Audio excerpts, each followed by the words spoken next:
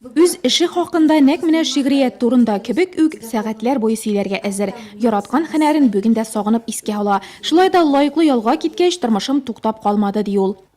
И вот уже который год я организую при Доме культуры. Менә инде ничәнче ел дәвамында мин шәһәр мәдәният сарае каршында шигъриятне яратучылар белән очрашулар уздырам. Әйтергә кирәк, безнең шәһәребездә иҗади кешеләр бик күп. Аларның әйтер сүзләре, уртаклашыр фикерләре бар. Моннан тыш һәр авторның әле тыңланасы да килә. Бу кичәләрдә алар үз иҗатлары турында сөйли. Тамашачылар игътибар белән кызыксынып тыңлап тора.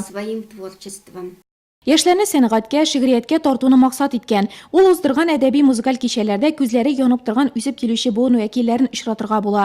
Югары нотада узган кичәләрдән, китап укулардан илһам алса, яраткан бакчасында эшләү әңгәмәдәшебезгә энергия өсти, күңеленә рәхәтлек бирә икән. У меня есть домик в деревне. Минем авылда йортым бар. Яздан көзгә кадәр мин рәхәтләнеп шунда йөрим. Анда мине табигать белән аралашу көтә. Хезмәтем дә куаныч китерә. Утырткан әйберләр, уңыш, бихисап чәчәкләрем шатландыра.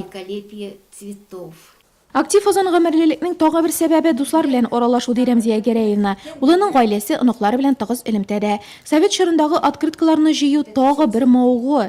Бүген коллекциясендә 105ләп экземпляр саклана. Шуларның иң борынгысы 1958 елга карый. Барысына да кайдан көч, күәт табып бетерәсез дигән сорауга, өстәлгә капчыкларга тутырган дару үләннәрен тарата башлады. Аларын да үз куллары белән үстереп, бөтен тәртибен китереп кышкыга әзерләп куйган.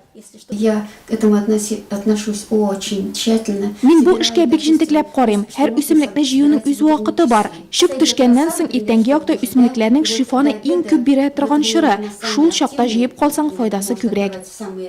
Нурлат районында актив озын гомерлек проекты гамәлгә ашырыла. Максаты гомер кизләренә кереп баручыларның яшәешкән күрешен кызыклы, актив һәм позитив итү. Яшәргә һәм тормышка сөенергә. Озак яшәү сере дә шунда ди Рәмзия Каримова.